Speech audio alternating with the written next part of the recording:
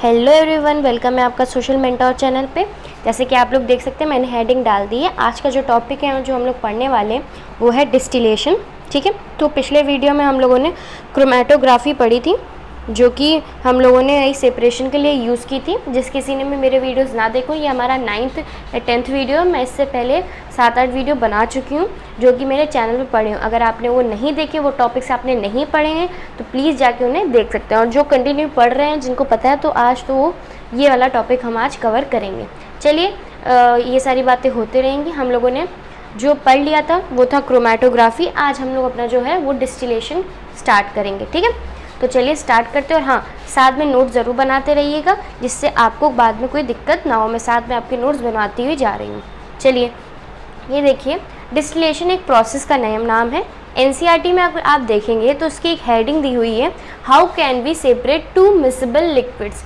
ठीक है, उसमें एनसीईआरटी में हेडिंग ये दी गई है और उसके अंदर डिस्टिलेशन की बात की गई है। अब जैसे कि हम लोगों ने पिछले वीडियो में पढ़ा था, उसकी हेडिंग हम लोग के एनसीईआरटी में अलग थी और क्रोमेटोग्राफी हम लोगों की उसमें प्रोसेस थी, तो वो प्रोसेस उसके अंदर बेस्ड थी। तो ऐसे ही इसमें होगा कि हम लोगों की जो टू मिसिबल, इसमें क्वेश्चन क्या है, एनसीईआरटी आपसे जो हेडिंग दे रही है वो क्या कह रही है, बुक में जवाब से कहा गया, how can we separate two miscible liquids. हम दो मिसिबल लिक्विड्स को कैसे सेपरेट कर सकते हैं, एनसीईआरटी के हिसाब से चलते हैं। तो यहाँ पे ऐसे लिखा हुआ है, ये हेडिंग दी गई है। चलिए ठीक, अब इसमें सबसे पहले हमें ये पता होना चाहिए कि टू मिसिबल लिक्विड्स होते क्या हैं, मतलब मिसिबल लिक्विड्स हमारे क्या होते हैं। तो मिसिबल लिक्विड्स ऐसे लिक्विड्स होते हैं जो डिसॉल्व हो जाएं कंप्लीटली।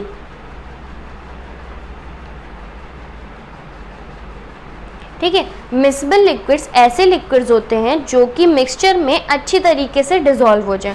अभी इससे पहले आपने इमिसिबल लिक्विड्स पढ़े थे जो कि आपके जो सोल्यूशन या फिर मिक्सचर होता है उसमें डिसॉल्व पूरी तरीके से नहीं होते, लेकिन मिसिबल लिक्विड्स उससे बिल्कुल अपोजिट कि वो डिसॉल्व हो जाता है कंप्लीटली। ठीक है, जो हम लोगों ने पढ़ा नहीं था पिछला video, separation of to immiscible liquids. अब यहाँ पे मिसिबल लिक्विड्स की बात की गई है। तो मिसिबल लिक्विड्स आपके वो होते हैं जो कंप्लीटली डिसॉल्व हो जाएं, जैसे कि आपका हो गया अल्कोहल और वाटर। दोनों ही लिक्विड हैं, दोनों आपके लिक्विड है और दोनों ही को अगर आप डिसॉल्व करेंगे मिक्सचर में तो वो कंप्लीटली डिसॉल्व हो जाएंगे। तो अब क्या कह रहे हैं, क्वेश्चन कह रहे हैं, हाउ कैन बी, कैसे हम लोग सेपरेट कर सकते हैं टू मिसिबल लिक्विड्स, दो मिसिबल लिक्विड्स। मान लीजिए अल्कोहल और वाटर दो अलग अलग है, इन्हें हम लोग मिक्सचर में से कैसे सेपरेट करेंगे। मतलब मिक्सचर में ये अल्कोहल और वाटर को हम लोगों ने जोड़ दिया, मतलब मिला दिया, अब वो डिसॉल्व हो गए कम्प्लीटली। अब हम इनको सेपरेट कैसे करेंगे, ये बात हम लोगों को इसमें, तो ये किस प्रोसेस से होगा, वो होगा डिस्टिलेशन प्रोसेस से। इसीलिए यहाँ पे हेडिंग मैंने डाली हुई है डिस्टिलेशन। ठीक है, कई बुक में ये हेडिंग डिस्टिलेशन के नाम से भी होती है, तो ये अलग टॉपिक्स नहीं है, ये एक ही टॉपिक है। क्यों? क्योंकि टू मिसिबल लिक्विड्स को सेपरेट करना है तो हम लोग किस प्रोसेस से करेंगे, हमारी डिस्टिलेशन प्रोसेस से करेंगे। ठीक है, आई होप आपको समझ में आया। चलिए, अब इसके अंदर हम लोग बात करते हैं कि डिस्टिलेशन प्रोसेस होती क्या है। Used for separation of components of two mixture containing two miscible liquids that boil without decomposition and have sufficient difference in their boiling points. मतलब इसमें कह रहे हैं used for separation of components of a mixture. ये किस चीज़ के लिए यूज़ किया जाता है, used for separation of component, components के सेपरेशन के लिए। ये तो नॉर्मल सी बात है, हर चीज़ में कॉमन है, हर प्रोसेस में, क्योंकि हम लोग मिक्सचर को सेपरेट करने के लिए, उसके कंपोनेंट को सेपरेट करने की सारी प्रोसेस पढ़ रहे हैं।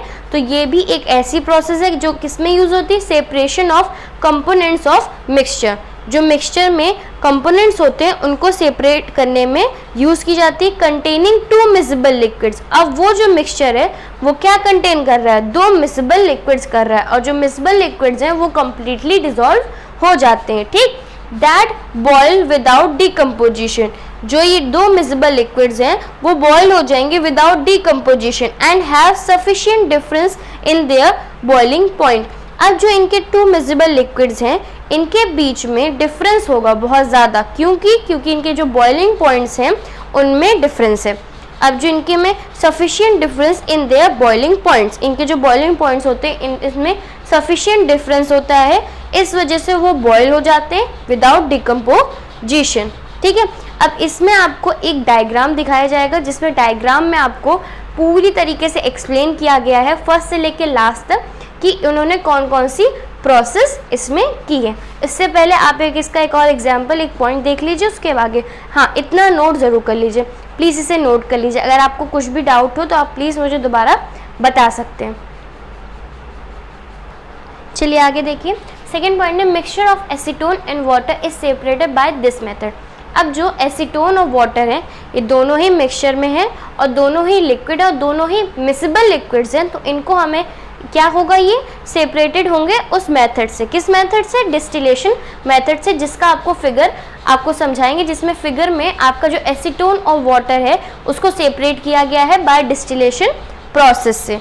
ठीक है, तो अभी मैं आपको एक डायग्राम शो करूंगी, उसमें आपको मैं समझाऊंगी कि जो ये हम लोगों ने डिस्टिलेशन प्रोसेस है वो किस तरीके से हो रही है। ठीक है, डिस्टिलेशन प्रोसेस में आपका जो एसीटोन और जो वाटर है वो दोनों ही सेपरेट हो जाएंगे इस मेथड से। ठीक है, दोनों ही सेपरेट हो जाएंगे और इसी प्रोसेस को हम लोग डिस्टिलेशन प्रोसेस भी बोलेंगे। तो थ्योरी में इतना ही था जो नोट्स में कि आपको ये सारी चीज़ें लिखनी थी, डायग्राम है बस, और डायग्राम को सिर्फ आपको समझना है, उसमें आपको कुछ करना नहीं है। ये जो नोट्स हैं इन्हें ज़रूर प्रॉपर तरीके से करते रहिए ताकि आपको समझ में आए कि कौन सी चीज़ किस जगह पे यूज़ की जा रही है, और जब आप उसे पढ़ें तो आपको वो चीज़ रिवाइज हो जाए। ठीक है, हाँ, तो आप लोग को सामने ही वीडियो पे आप स्क्रीन पे आपको ये वीडियो दिख रहा होगा। ठीक है, तो इसमें आपको मैंने ये फिगर दिखाया है, यही आपका है separation of to miscible liquids. ठीक है, जो डिस्टिलेशन प्रोसेस से होगा। तो इस प्रोसेस में ये देखिए आप लोग कि एक आपको क्लैम्प दिख रहा होगा, एक डिस्टिलेशन फ्लास्क दिख रहा होगा। ठीक है, उसमें आपके पास मिक्सचर है एसीटोन और वाटर का। तो अब ये देखिए उसमें आपका जो फ्लास्क है उसके ऊपर थर्मामीटर भी है। ठीक है, थर्मामीटर आपको शो हो रहा होगा। तो अब इसको हीट किया जा रहा है। हीट करने के बाद उसके बाद जब वो हीट हुआ तो एक आपके पास और क्लैम्प है, उसके ऊपर वाटर आउटलेट है।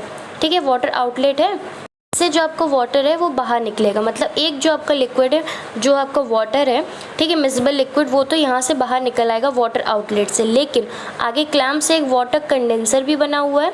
उसके बाद आपका जो ये एसीटोन और मिक्सचर है वाटर का, उसके बाद यहाँ से एक और आउटलेट आपका बना हुआ है, उससे आपका कोल्ड वाटर निकलेगा। ठीक है, अभी तक मैं आपको सिर्फ फिगर के बारे में बता रही हूँ। और ये एक बीकर है, उससे आपका जो एसीटोन है वो बाहर निकल आएगा। तो दोनों जो आपके हैं लिक्विड्स, मिसिबल लिक्विड्स, वो आपके बाहर आ जाएंगे। एक आपका वाटर वहाँ से निकलेगा, एक नीचे जो आपका बीकर है उसमें एसीटोन आ जाएगा। और जो ये आपका फ्लास्क है वो डिस्टिलेशन फ्लास्क है। ठीक है, जो हम लोगों ने डिस्टिलेशन की बात करी थी वो ये डिस्टिलेशन फ्लास्क है। ठीक है, चलिए अभी तक आपको मैंने सिर्फ आपको नाम बताया कि कौन सी चीज़ क्या हाँ है, लेकिन अब देखिए, अब आपको फिगर में सबसे पहले आपको दिख रहा है डिस्टिलेशन फ्लास्क जो कि हीट हो रहा है। तो आपका डिस्टिलेशन फ्लास्क है क्या? जो डिस्टिलेशन फ्लास्क है वो यही होता है ग्राउंड शेप में ऊपर की तरफ, तो इसको हम लोग डिस्टिलेशन फ्लास्क बोलते हैं। और जो डिस्टिलेशन प्रोसेस होती है वो ये होती है कि जो आपका लिक्विड फॉर्म होता है उसको वेपर में कन्वर्ट करना, लेकिन वो कंडेंस में होता है, यानी लिक्विड फॉर्म में रहता है। जैसे कि आपके जो मिक्सचर ऑफ एसीटोन और वाटर का है वो आपका लिक्विड फॉर्म में इसके अंदर है। ठीक है, ठीक है, अब आपको समझ में आ गया होगा डिस्टिलेशन फ्लास्क क्या है।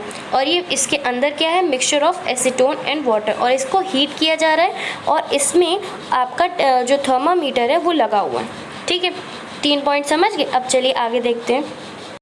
अब जो ये आपका क्लैम्प है, अब आप ये क्लैम्प देख रहे होंगे, ये आपका केमिकल इक्विपमेंट है जो लैब में यूज़ किया जाता है। ठीक है, जो भी आपके ग्लास इक्विपमेंट्स होते हैं उनको होल्ड करने के लिए। अब ये देखिए क्लैम्प जो है आपका, वो जो आपका ये बीकर है, ये जो आपका डिस्टिलेशन फ्लास्क है, इसको कंटेन कर रहा है, होल्ड कर रहा है। देखिए आप लोग कि हम लोगों ने ये मिक्सचर पढ़ लिया। अब आगे आगे आया तो ये वाटर आउटलेट है आपका, जिससे वाटर आपका बाहर निकलेगा।